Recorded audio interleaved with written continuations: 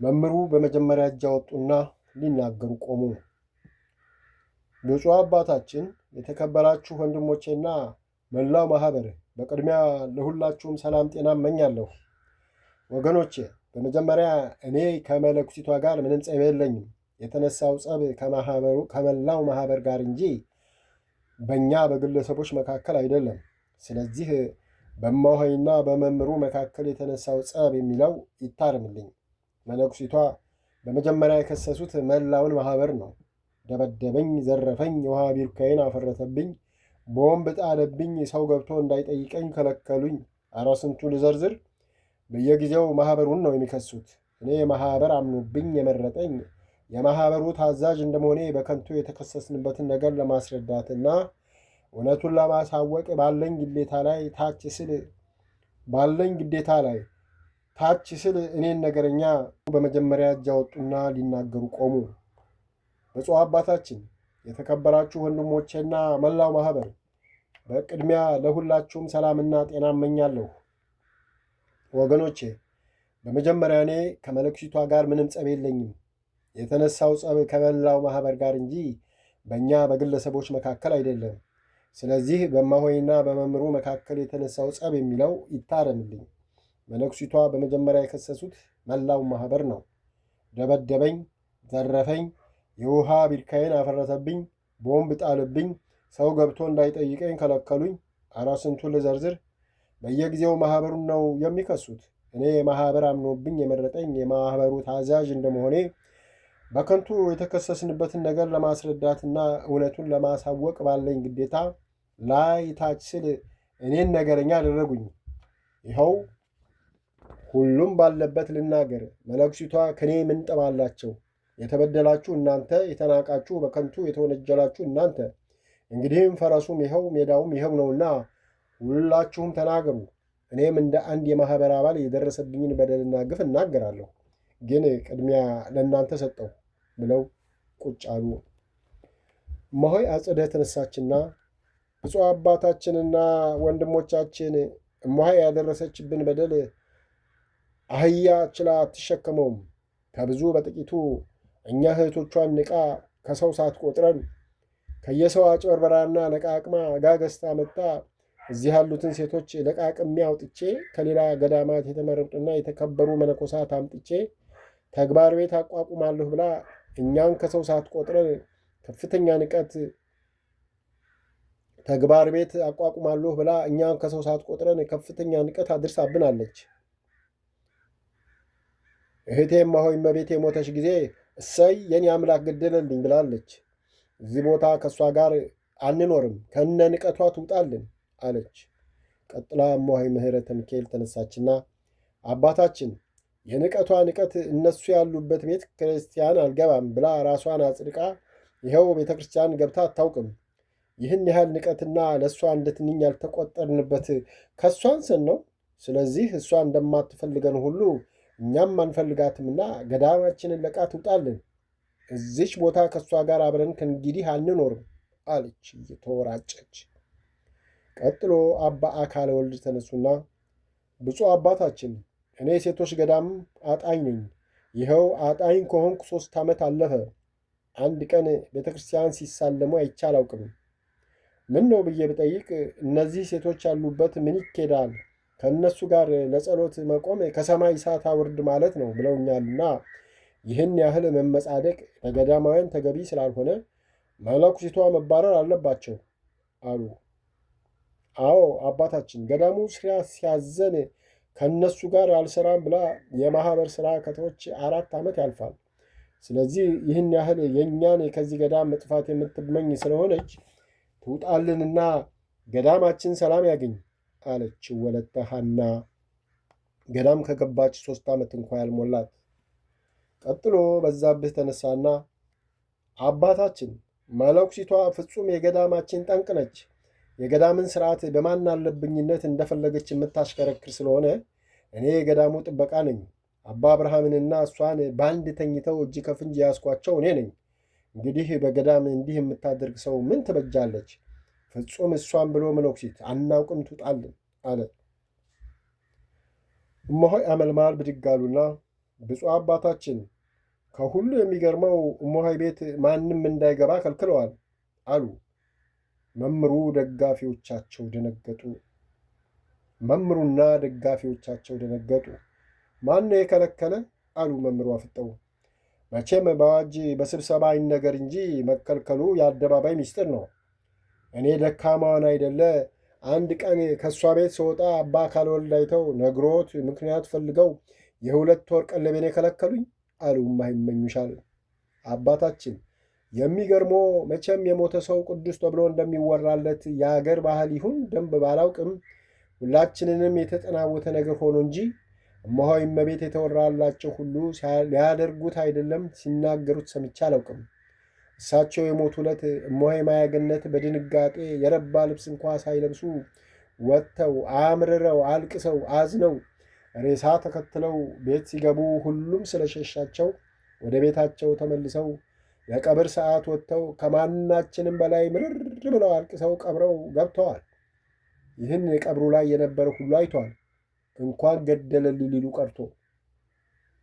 ስለዚህ አባታችን መቼም የፈጣሪ ሥራ ሆነና ስለ ቀደሙ ሥራቸው አሳፍሯቸው ገና ለገና ይሉኛል ብለው ነው እንጂ ያ ሞት ለእሞሆይ ማያገነት ሆኖ ቢሆን ኖሮ እሞሆይ አጸደና እመቤት ብቻ አይደሉም ይህ ሁሉ አድመኛ እልል ይል ነበር። ስለዚህ እሞሆይ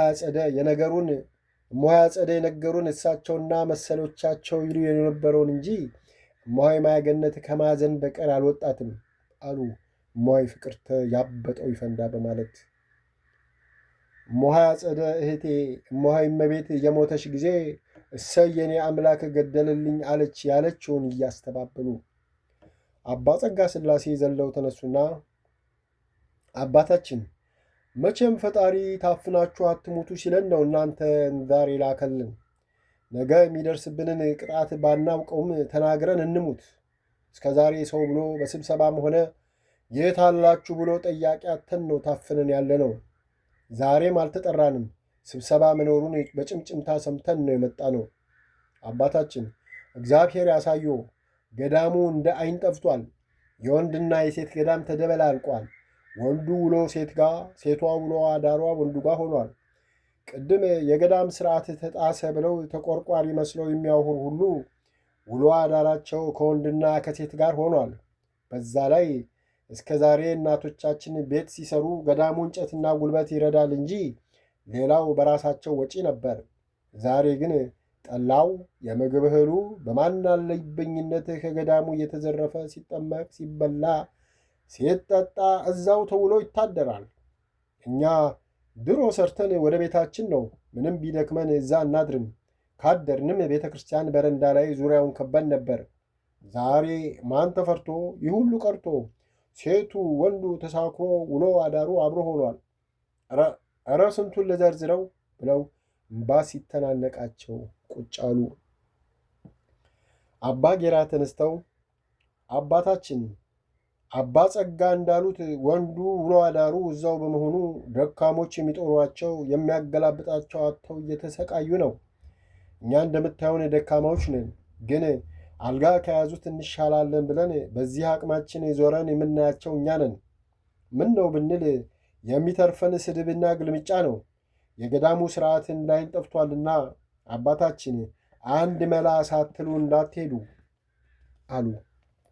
አባ ጴጥሮስ ተነሱና አባታችን ገዳሙ ከልመና እንዲላቀቅ ራሱን በመጠኑም ቢሆን ይሻል ተብሎ ፍየልና ከብት እንዲያረባ ተደርጎ ነበር። ግን ከእሞሆይ ማያገነት ጋር ክርክር አለን እየተባለ እገሌ ወይ እገሊት ሄደው ጉዳይ አስፈጽመው መጡ፣ እንግዳ መጣ፣ እንዲህ ያለ ነገር ተፈጠረ፣ አርድእቱ በሥራ ደከመ እየተባለ አግባብነት በሌለው ነገር እየታረዱ እየተጨፈጨፉ ፍየሎቹም ከብቶቹም እየተመናመኑ ነው። ይኸው ዛሬ እንኳ እናንተ የመጣችሁት የራሳችሁን ይዛችሁ ነው። እንግዲህ የታረደው አንድ ሰንጋ ነው። ይህ አግባብ ነው?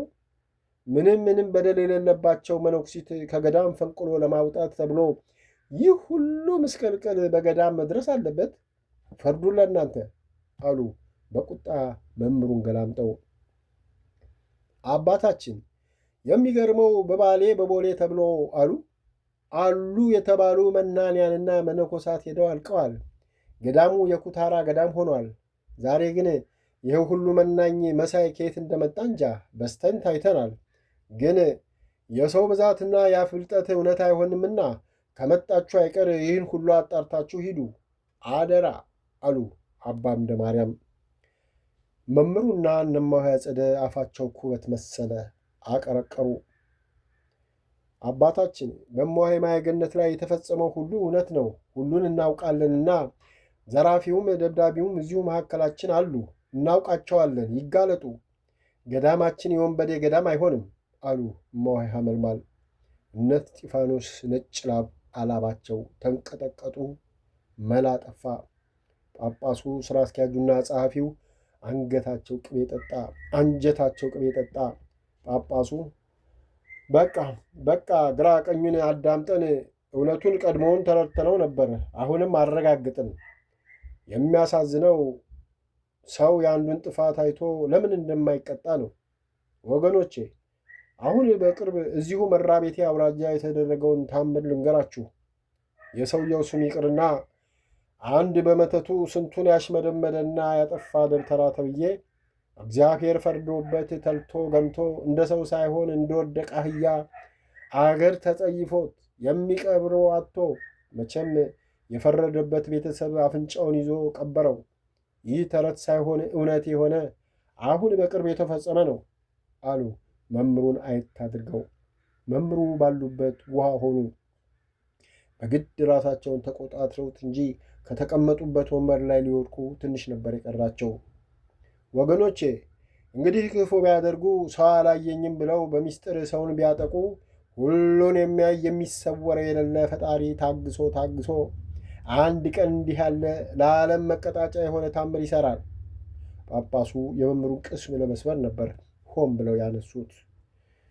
እንግዲህ የተደረገውንም የሚደረገውንም ሰማን። አባቶች አደራ ያሉንን ሁሉን አጣሪና ተቆጣጣሪ በትንሽ ጊዜ ውስጥ ልከን ሁሉን እንደርስበታለን። አሁንም የደረስንበትን ተጨባጭ ማስረጃ ይለናል። ይህ ነገ ተነገ ወዲያ የሚሆን ነው።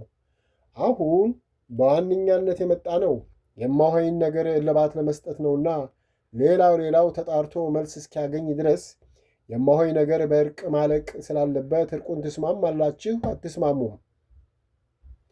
እንደ ቅድሙ ስርዓት ባለው መንገድ በየተራ ሐሳባችሁን ግለጡ አሉና ቁጭ አሉ።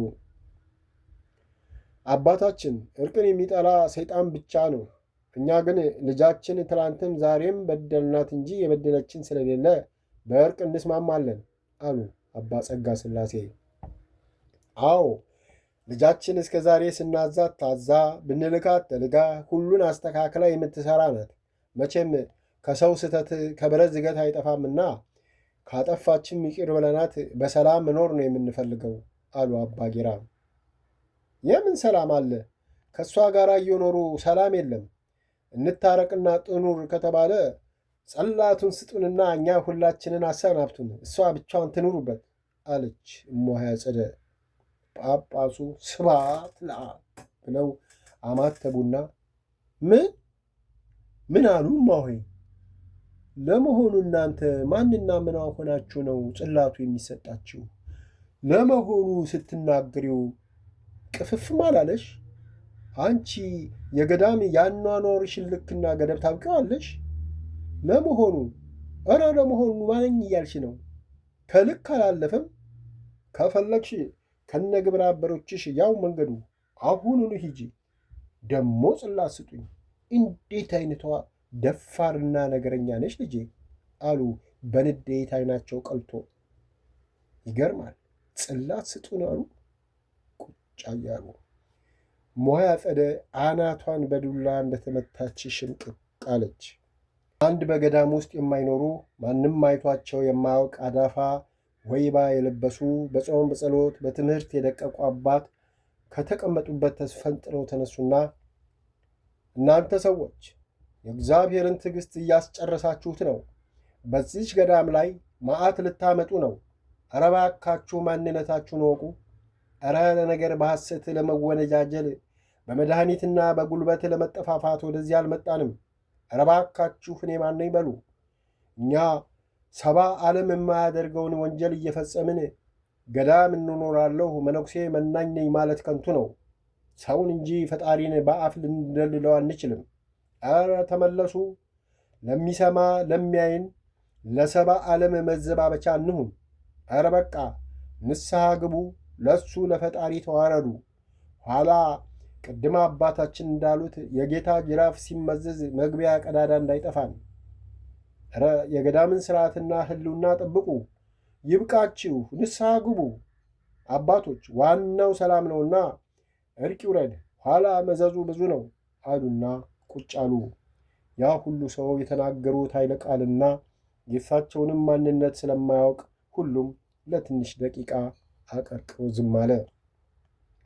ሥራ አስኪያጁና ጸሐፊው ሌሎችን በሹክሹክታ ተወያዩና ሥራ አስኪያጁ እንግዲህ ተግሳጹን ሁሉንም ሰማን፣ ልብ ያለው ልብ ይበል። እስኪ አባታችን ስለ ዕርቁ ምን ይላሉ? አስተያየቶትን ይስጡ አሉ። መምሩ ያ ሁሉ የገነቡት የተመኩበት ነገር ሁሉ ውሃ በልቶት ይልቁንም የአባታቸው ነገር ተነስቶ በአደባባይ መነገሩና ጳጳሱና ሌሎቹም የእሳቸው አባት መሆናቸውን እንዳወቁ በአስተያየታቸው ስለተረዱ ያ ሁሉ ወኔ ከድቷቸው የሚሉት የሚናገሩት ጠፍቷቸው ባሉበት ጊዜ አስተያየት ስጡ ሲባሉ ግድ ነውና ራሳቸውን አበረታተው ብድግ አሉ። እኔ ማኅበሩ በዕርቅ ከተስማማ ከማኅበሩ ውጭ አይደለሁም፣ ደስ ይለኛል። መነኩሲቷ ግን ከአንዴ ሁለቴ ሶስቴ ለዕርቅ ሽማግሌ ልከን ፍጹም አላደርገውም ብለው እምቢ ስላሉ ፈቃደኛ የሚሆኑ አይመስለኝም አሉ። ወይኔ ውርደት! ለዚህ ውርደት ኖራል ያ ሁሉ ነገር እየከሸፈ ያቆያት እያሉ በሆዳቸው አባ ጸጋ ሥላሴ የተነሱና እኛ ፈቃደኛ ሆነን ለዕርቅ እንዘጋጅ እንጂ እማሆይ ማየገነት እንኳን ከእኛ ከወገኖቿ ከዲያብሎስም ቢሆን ዕርቅ እምቢ አትልም አሉ በድል አድራጊነት መንፈስ ተሞልተው። ጥሩ፣ በእጅ ብልጫ እናድርገዋ። ዕርቅ እንፈልጋለን የምትሉ እስቲ እጅ አውጡ አሉ። ጠቅላላ ሁሉም እጁን ከፍ አደረገ። እሺ፣ ዕርቅ አንፈልግም የምትሉ እጅ አውጡ አሉ። ሁሉም ጸጥ አለ። መምሩ ዞር ብለው ሲያዩ አንድም እጅ የለም። ተናደዱ። ይሄ ከሃዲ ሁሉ ባንዴ መክዳት አሉ በንዴት። በቃ አሁን ሁላችንም ወደ ምሳ ሄደን ትንሽ አረፍ እንበልና 10 ሰዓት ላይ እማሆይ መጥተው ነገሩ ያልቃል፣ ለጸሎት እንነሳ አሉ። ከምሳ በኋላ ጸሐፊውና ከመጡት ልዑካን አንዱ ከገዳሙ ሽማግሌዎች አባ ጴጥሮስ ሆነው ወደ እማሆይ ሄዱ። እማሆይ ማየገነትን አጅበው ብቅ ሲሉ ሁሉም ንብ በጭስ ከቀፎ ሲያበሩት ምን እንደሚል በድንጋጤ አጉረመረመ። እማሆይ ማየገነትና አጅበዋት የመጡት እነሱን አልፈው ጳጳሱና ሥራ አስኪያጁ ወዳሉበት አመሩ። እማሆይ ማየገነት ለጥ ብላ ቤተ ክርስቲያኑን ተሳለመችና ፈጣሪ አንተ ተጻፍብኝ፣ አንተ በአንደበቴ አድረህ ተናገር፣ አንተ ግርማ ሞገስን ስጠኝ ብላ ጸሎታን አድርሳ ወደ ጳጳሱ ሄዳ ጫማ መስቀል ተሳልማ ቆመች።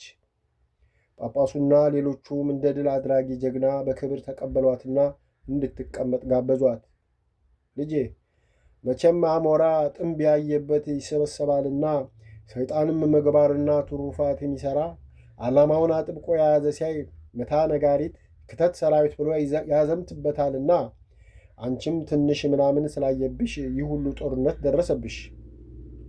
መቼም የአባትሽ የአባ ዘርዓ ቡሩክ ጸሎትና የቅዱሳን አምላክ ስላልተለየሽ በአስደናቂ ጥበብ ጠብቆሽ ይኸዋለሽ።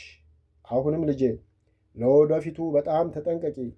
ሰዎቹ ላይ ያደረው ሰይጣን ገና ያሰበውን ስላላደረገ ወደፊትም በልዩ ልዩ ነገር ይፈትንሻልና ከፈጣሪ ጋር ጥንቃቄ አይለይሽ። ለአሁኑ ወደዱም ጠሉም በዕርቅ እንዲያልቅ ተወስኗልና ይህን አደረጉ ሳቲ ዝም ብለሽ አጥፍቻለሁ ማሩኝ፣ በቃ ሌላውን ከፈጣሪ ጋር እኛ እናስተካክለዋለን፣ አደራ ልጄ ምንም እንዳትይ አሉ።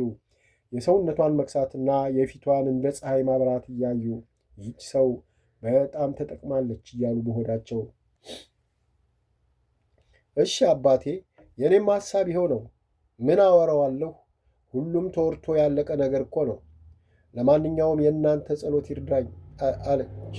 እሷ አምላካችሁ የምናገረውን በአፌ ይጻፍልኝ አለች በትሕትና። ሁሉም ባነጋገሯ ተደሰቱ። ጳጳሱና አብረው የመጡት ከእማሆይ ጋር ከተመካከሩና ከተወያዩ በኋላ እማሆይን መሃላቸው አድርገው ተሰብስቦ ወደሚጠብቃቸው ሰው አመሩና እማሆይን መሃላቸው አድርገው ቁጭ አሉ። ጳጳሱ ሁሉንም አየት አደረጉና ለጸሎት እንነሳ ብለው ብድግ አሉ። ጸሎቱ እንዳበቃ እንግዲህ ቅድም ባሳለፍነው ውሳኔ መሰረት እማሆይም በእርቁ ተስማምተው መጥተዋል። መቼም እኛ ጠዋት እማሆይ በሌሉበት ክፉንም ደጉንም የልባችንን ተናግረናል። እስቲ አሁን ደግሞ የእማሆይን ሐሳብ እንስማ። እማሆይ እስቲ ሐሳቦትን ይግለጹልን አሉ። እማሆይ ብድግ አለችና እሺ ብፁዕ አባታችንና አብራችሁ የመጣችሁ እንግዶች እንዲሁም ጠቅላላ የእግዚአብሔር ቤተሰቦች እንደምን አላችሁ? እንደምን ከረማችሁ? እኔ ቸርነቱ የማያልቅበት ፈጣሪ ይክበር ይመስገነው ከሁሉ ጠብቆ እዚህ አድርሶኛል። በማወቅም ሆነ ባለማወቅ በተፈጠረው ነገር ሁሉ ከልቤ አዝናለሁ። አሁንም እኔ በግሌ ይህ ሆነ ያ ተደረገ የምለው የለኝም። ሁሉን ዝርዝር ጉዳይ መድኃኔ ዓለም ያውቀዋልና እሱ አፍ አንደበት ሆኖ ይናገርልኝ። እኔ የምለው የለም። ግን ትንሹም ትልቁም እኔን የበደላችሁ ሁሉ እግዚአብሔር ይቅር በላችሁ። እኔ ከልቤ ይቅር ብያችኋለሁ። እኔ ደግሞ የበደልኳችሁ ትንሹም ትልቁም ካላችሁ የበደልኳችሁን ሁሉ ስለ መድኃኔ ዓለም ብላችሁ ይቅር በሉኝ፣ ማሩኝ ብላ ፊቷን ወደ ቤተ ክርስቲያኗ ዙራ መሬት ስማ ተነስታ ቁጭ አለች። ማኅበሩ በጠቅላላው ሁሉም በዝምታ ተዋጠ። እነሱ የጠበቁት እገሌ እንዲህ አድርጎኝ እገሊት እንዲህ ብላ እንድትልና የሰጥ አገባና ውዝግብ እንዲነሳ ነበር። ስራ አስኪያጁ ትንሽ የሚናገር ካለ ጠበቁና ዝምታ ሲበዛ እሺ ወገኖቼ፣ እማሆይ የተበደሉትን ለፈጣሪ ሰጥተው የበደሉትን ይቅርታ ጠይቀዋልና ምን ትላላችሁ አሉ። ይህኔ መምህሩ ባልሞት ባይ ተጋዳይነት መፍጨርጨር ተነሱና እንዴት ይህ ሁሉ ነገር ተበለሻሽቶ የገዳሙ የእኛ ስም ጠፍቶ ያለምንም ቅጣት ይቅር ይባላል አሉ። የምን ቅጣት? ሰው በደልኩ ማሩኝ፣ ተበደልኩ ይቅር አልኩ ካለ የምን ቅጣት ነው አሉ ቆጣ ብለው። እሺ በእሳቸው ክስ ምክንያት የወጣን የወረድንበት የእኛ ድካም ይቅር፣ ከማኅበሩ የወጣው 50 ሺህ ብርስ ማን ሊከፍለው ነው አሉ። 50 ሺህ ብር? ይህንን ያህል ገንዘብ የትኛው ፍርድ ቤት ከሳችሁ? ስንት ጠበቃ ቀጥራችሁ ተሟግታችሁ ወጣ? አሃ ለካ ቅድም አባቶች ያሉት እውነት ነው። ጥሩ 15 ቀን ባልሞላ ጊዜ ውስጥ ይህን 50 ሺህ ብር ለምን እንደወጣ ዝርዝር ሪፖርት እንድታደርጉ ያኔ በስፋት እንነጋገርበታለን። ለአሁኑ ግን እንግዲህ እማሆይ ገዳማዊ የገዳም ሰው ናቸው። ስለዚህ 50 ሺህ ብር አይደለም 50 ሳንቲም የላቸውም። ቤታቸውም እሳቸው የገዳም ናቸው። ስለዚህ የሚገዛችሁ ካገኛችሁ ሽጧቸውና 50 ሺህ ብራችሁን ውሰዱ አሉ ሳቅ ብለው። አላርፍ ያለች ጣት እንዲሉ እስጢፋኖስ ተነሳና እኛስ ምን ሳናረጋቸው ደበደቡኝ፣ ዘረፉኝ የተባልነው እንዲሁ በሐሰት ስማችን ጠፍቶ ሊቀር ነው አለ። ለመሆኑ ስምህ ማን ነው አሉ ስራ አስኪያጁ ልብ ብለው እያዩት። እስጢፋኖስ አለ። ጎሽ ዋናው ተፈላጊ አንተ አይደለህ? ይገርማል። መቼም ሰውም አይገዛ። ቅዱስ እስጢፋኖስ እኮ በድንጋይ ወግረው ደብድበው ገደሉት እንጂ እሱ ልደብድብ ልዝረፍ ልማታ አላለም ነበር። አንተና ግብረ አበሮች ግን ከአንዴም ሁለቴ በፖሊስ ጣቢያም ሆነ በቤተ ክህነት ስማችሁ ተመዝግበዋል።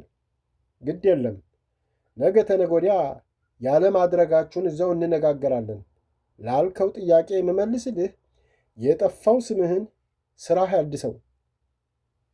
አሁን ወደ እርቁ እንሂድ ሲሉ እኛ ከየት እንደመጡ የማይታወቁት አባት ተስፈንጥረው ተነሱና እማሆዩን ይምጡ እናቴ፣ እርስዎ ልጅ ስለሆኑ እግር ላይ ይውደቁ ብለው ወደ መምህሩ ይዘዋቸው ሄዱ።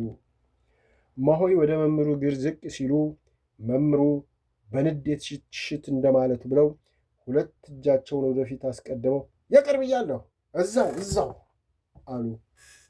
እማሆይ ማየገነት ካጎነበሰችበት ተነስታ ወደ ቦታዋ ተራመደች። በዚህ ጊዜ እነ እማሆይ ሐመልማል እልልታቸውን አቀለጡት። በቃ ሁሉ ነገር ተለወጠ። ያም እየተነሳ እማሆይ ማየገነት እግር ላይ ይወድቅ ጀመር። ጳጳሱና አብረዋቸው ያሉት የፈጣሪን ተአምር በማድነቅ በአግራሞት ይመለከታሉ። ቅድም ትውጣ አልያት የሚሉት ሳይቀሩ እግሯ ላይ እየወደቁ ይቅርታ ጠየቁ። እሞሆይ አጸደ ብቻ እህቴን የገደላት የኔ አምላክ ነው ብላለችና ከእሷ እርቅ የለኝም ብላ አፈነገጠች። ጳጳሱ ሁሉም ይቅር ተባብሎ ካበቃ በኋላ ብድግ አሉና ዛሬ የሰይጣን ንግስናው ክብሩ ማዕረጉ ተዋረደ። ሰይጣን በዓለም ላይ መነኩሴን ከገዳሙ እንደ ማውጣት የበለጠ የሚያስደስተው ነገር የለም። ስለዚህም ነው ከዛሬ ነገ ወጣችልን ብሎ የፈተናውን አይነት ሲለዋውጥ ሲታገል የነበረው። ግን አልተሳካለትም። አፈረ፣ ተዋረደ። እሞሆይ ዛሬም ነገም እዚህ ገዳም ላይ የብረት ምሰሶ ሆና ትኖራለች። አያችሁ ልጆቼ፣ ሰው ይህን ያህል ጎራ ለይቶ ጠዋት ማታ እረፍትና እንቅልፍ አጥቶ የሚዋጋው ሃይማኖቱን፣ ሀገሩን፣ ርስቱን፣ ሚስቱን ሊቀማ ከመጣ ጠላት እንጂ አንድ የጭራሮ ዱላ ካልያዙ መድኃኔዓለምን ብሎ እናት አባቱን፣ ወገን ዘመዱን፣ ቁንጅናውን፣ ዕውቀቱን ጥሎ ገዳም በወደቀ ወገን ላይ አይደለም። ሰው በገዳም ሲኖር ብርቱ ደካማውን አበርትቶ ጥሩ መጥፎውን ገጽት የቆመ የወደቀውን አንስቶ ገበናውን ተደባብቆ ላንቺ የተወረወረ ጦር እኔን ይውጋኝ፣ የተቆፈረ ጉድጓድ እኔን ይጣለኝ ተባብሎ በአንድ ተወልደው እንዳደጉ ታላላቅና ታናሽ ተሰባስበው እንዳንድ ቤተሰብ ታይተውና ሆነው የሚኖሩበት የፍቅር ቤት፣ የፍቅር መሰረት፣ የፍቅር ሐውልት ነው እንጂ በመቀናናት በክፉ የሚታይበት አይደለምና እባካችሁ ዓላማችንን እንወቅ ብለው ሰፋ ያለ ትምህርት ሰጥተው በጸሎት ስብሰባውን ዘጉና ስለመሸነገ ነው መንገዳችንን ገብተን እንረፍ ብለው ወደ ማረፊያቸው ሄዱ። እሞሆይ ማየገነት በኃይለ ልዑልና በአቶ ባሻ በእነሞሆይ ሐመልማል ታጅባ ወደ ቤቷ ገባች። ጳጳሱ ጠዋት ከቤተ ክርስቲያን መልስ መምህሩንና መጋቢውን የገዳሙን ጸሐፊና ሂሳብ ሹሙን ጠርተው ከዚህ በፊት በገዳሙ ላይ ባደረጉት ነገር ወቅሰውና ሁለተኛ እንዲህ ያለ ነገር ቢደገም ያለምንም ቅድመ ሁኔታ ለፍርድ እንደሚያቀርቧቸው ፓትርያርኩ ያሉትንም ጭምር ከከባድ ማስጠንቀቂያ ጋር ነግረዋቸው እሞሆይ ማየገነትን በተመለከተ ካሁን በኋላ ታች ላይ ወርደው አይሰሩም። እስከ ዛሬ ለረጅም ጊዜ አገልግለዋል። ለእሞሆይ እዚሁ ገዳም ውስጥ በእውቀታቸው እጅ ሥራና ስዕል እንዲሰሩ እንዲደረግና ድርጓቸውም ተለቆ በሚገባው እንዲሰጣቸው በጥብቅ አዘው ከዚህ አልፎ እንደ በፊቱ ነገር አበላሻለሁ የሚል ካለ ጸቡ ከሳቸው መሆኑን አስጠንቅቀውና ስለ 50,000 ብሩ በቅርቡ የተባሉትን ሪፖርት በአስቸኳይ እንዲያቀርቡ አዘውና በቅርቡ የገዳሙን ጠቅላላ ሁኔታ የሚመረምሩ ልዑካን እንደሚመጡ ነግረዋቸው ዕቃቸውን ሰብስበው ለልጆች አስይዘው ተነሱ። መምህሩና ሽማግሌዎቹ ከገዳሙ በረከት ከተዘጋጀው እንዲቀምሱ ቢለምኑም እምቢ ብለው መምህሩ፣ ጸሐፊው፣ መጋቢውና ሌሎች ሽማግሌዎችም አጅበዋቸው መኪናቸው ወዳለበት ወደ ሴቶች ገዳም ወረዱ። መምህሩ ርር ክስል ማለታቸው በሽታቸው መጥቆርና አመድ መምሰል በግልጽ ያስታውቃል። ሌሊቱን ሁሉ እንቅልፋተው ሲከነከኑ ነበር ያደሩት። አቡነ ናትናኤል ቤተ ክርስቲያን ተሳልመው ወደ እሞሆይ ማየገነት ቤት ሲያመሩ መምህሩ አባታችን ይሄ የእሞሆይ አጥር ሌሊት እናቶች ለጸሎት ሲመጡ ልብሳቸውን እየያዘ እያስቸገራቸው አጥሩ ፈቀቅ ብሎ እንዲታጠርላቸው አመልክተው ነበር። አሁን እንዳሉት ይታጠር ብንል ነገር ሊሆንብን ነውና አጥሩ ፈቀቅ ብሎ እንዲታጠር እርስዎ አባታችን ትእዛዝ ሰጥተውልን ይሄዱ አሉ። መምህሩ እውነት እናቶች ጠበበን ብለው ሳይሆን ከዚህ በፊት ገና በሰላሙ ጊዜ የእሞሆይ ወንድሞችና መላው ቤተሰብ ገዳም መጥተው እየተጨዋወቱ ሳለ ወንድሟ እሞሆይ ግቢሽ ትልቅ ነውና ስለዚህ መኪናችን ውጭ ከሚቆም በሩን ሰፋ አድርገን አሰርተን ገብቶ እዚህ ጋር ቢቆም ሲል እኚህ መምህር ጥሩ ሐሳብ ነው፣ እነዚህን ድንጋዮችን ፈላልጦ አዘጋጅቶ እዚች ይቆማል ብለው ሐሳብ ሰጥተው ተስማምተውበት ነበር። እሱን አስታወሱት እንጂ የእሞሆይ ቤተሰቦቹም ሆኑ እሞሆይ ከዛ በኋላ ነገሬ ብሎ ያነሳውም የለም ነበር። ስራ አስኪያጁ ይሄ መንገድ ጠቦ እንኳን ሰው መኪና አያስኬድም እንዴ አሉና አንዷን መለኩሴት ለብቻ ጠሩና ጠየቋት። ነገሩ ስላልገባት ኧረ መንገዱ ሰፊ ነው፣ እንኳን ለእኛ አገር ያስኬዳል አለች። አንድ ሁለቱን ጠየቁ። ሁሉም ስላልተማከሩበት ለምን እንደተጠየቁ ስላልገባቸው እንደዛው መለሱ። ጳጳሱና ስራ አስኪያጁ፣ ጸሐፊውና አብረው የመጡት ሁሉ ወደ እሞሆይ ማየገነት ቤት ገቡ። እማሆይ ተቀብላ በክብር ካስቀመጠቻቸው በኋላ አባቶቼ ፈቃዳችሁ ቢሆን ቤቴን ተዘዋውራችሁ ይዩልኝ ብላ የፈረሰውን ቢርካ፣ የተዘረፈውን ጸሎት ቤት፣ ሲወጡ ሲገቡ ያፈራረሱትን አጥር ካሳየቻቸው በኋላ ቦምቡን እንዴት እንዳስቀመጡና እንዴት እንደጣለችው አሳይታ በዚህ መከራ ውስጥ እያለች የሰራችውን እጅ ሥራ፣ የሳለችውን ስዕል፣ የጻፈችውን ድርሰትና አበበችን ማስተማሯንና እሷም የሰራቻቸውን ስዕሎች፣ እጅ ሥራዎች አሳየቻቸው። በጣም ተገረሙ። እነሱ በመውጣት በመውረድ ልባቸው ይደክማል፣ እርሷ ድፍጠው ብዙ ቁም ነገር ሰርተዋል ብለው እሷንና በተለይ አበበችን መርቀውና መስግነው 300 ብር ሽልማት ሰጧትና እንግዲህ ካሁን በኋላ ወጥተው ወርደው ሳይሆን እዚህ ሆነው እጅ ሥራ እየሰሩ ገዳሙን እንድታገለግሉ መመሪያ ሰጥተናልና ታረቅን ብለው ሳትዘናጉ እየተጠነቀቁ ሥራዎትን ይስሩ፣ ድርጎት እንዲለቀቅ አዘናል አሉ። አይ አባቴ፣ ድርጎት ቢቀርብኝ ይሻላል። ምክንያቱም እስከ ዛሬም ለሥራ ካልወረድኩ በቀር ሁሌ በየወሩ ስለማልወርድ የምትቀበልልኝ የዚች ልጅ እናት ቅድም ያያችኋት ነበረች። አሁን እሺ ብለው ለእሷ አይሰጧትም አውቃለሁ። እኔ ደግሞ እንኳን ዛሬ ድሮም በየወሩ ሄጄ አላውቅም። ስለዚህ መልሶ ጭቅጭቅ ውስጥ መግባት ስለሆነ ቢቀርብኝስ አለች። ለምን ይቀራል? እንደ ድሮ እሷ ትቀበል። አይሆኑም ካሉ በአስቸኳይ ይላኩብኝ፣ እኛ እንወስናለን አሉ። እማሆይ ማየገነት ሳይመስላት እሺ አባቴ አለች አንገቷን ዝቅ አድርጋ። ጳጳሱና ሥራ አስኪያጁ ሁሉም በተቻላቸው ከመከሯትና ካጽናኗት በኋላ ጳጳሱ ልጄ ይህ አጥርሽ መንገድ አጥቧልና ገባ ብሎ ይታጠርልን ይላሉ፣ ምን ትያለሽ አሉ። የቱ አጥር አባቴ አለች። ይህ ፊት ለፊት ያለው አሉ ሥራ አስኪያጁ። እማሆይ ማየገነት ሳቅ አለችና አባቶቼ መቼም ተወልጄ ያደግኩት አዲስ አበባ መሀል ከተማ ነው። ታዲያ ለቀለበት መንገድ ለልዩ ልዩ ግንባታ እየተባለ በብዙ ሚሊዮን ብር የተሠራ ቤትና ትላልቅ ሕንፃዎች ሲፈርሱ አይቻለሁ፣ እንኳን የእኔ ጭራሮ አጥር። ስለዚህ ይበቃናል ባሉት መጠን ቢፈልጉ ቤቴ ግድግዳ ላይ አምጥተው ይጠሩት። እኔ ክርስቶስን ብዬ እንጂ መሬት ጠበበ ሰፋ ብዬ ልቆጣጠር አልመጣሁም። ብቻ እኔን ይጠሪ አይበሉኝ እንጂ አሁኑኑ አፍርሰው ቢያጥሩ ደስተኛ ነኝ አለች። ሁሉም ባነጋገሯ ተደሰቱ። መረቋትና በሉ እንሂድ፣ በዛውም ፈቃደኝነቶትን እንነግራቸዋለን ብለው ሲነሱ አባቶቼ ድፍረት ባይሆንብኝ ትንሽ ነገር ብትቀምሱስ አለች በትትና። አይ የለም፣ እነሱን እምቢ ብለን እዚህ ስንመገብ ሙስና ያስመስልብናል፣ ወደፊት ስንመጣ ይሆናል ብለው ጸሎት አድርገው ወጡና እማሆይ ማየገነት የውጭ በር ላይ ቆመው መምህሩን ጠሩና ስለ አጥሩ እንደነገሩን 1-2 እናቶች አነጋግረን ችግር እንዳልፈጠረ ነግረውናል። ግን ያም ሆነ ለእማሆይ ነግረናቸው አልተቃወሙምና ይበቃናል በምትሉት ስፋት እጠሩ ብለዋልና ጠሩ አሉ ሥራ አስኪያጁ። አይ እኛማ በግለሰቧ እንዲታጠር እንጂ ገዳሙማ በምን አቅሙ ያጥረዋል አሉ እየተኮሳተሩ። በዚህ ጊዜ ሥራ አስኪያጁ ንዴታቸውን መቆጣጠር አቅቷቸው ምን አሉ? ምን ለመሆኑ ያ ትናንት ጡንቻውን እያሳየ የሚኮፈስ ጎረምሳ ሁሉ ይህን አጥር አይደለም የእማሆይን ቤት በአንድ አፍርሶ አይሠራውም? ለመሆኑ አንድ ደካማ መነኩሲት ናቸው ወይስ ማኅበሩ አቅም ያለው? እንደው ስታዩን ስራተን እንደ ልጅነታችን ዕቃቃ ልንጫወት የመጣን እንመስሎታለን እንዴ? በሉ ከዛሬ ጀምሮ ይህ አጥር ጫፉ እንዳይነካ እነካለሁ ያለ ውርድ ከራሴ። እንሂድ አባታችን ብለው ወደ መኪናቸው ሄደው ሰውን ተሰናብተውና ባርከው ወደ መጡበት ሄዱ።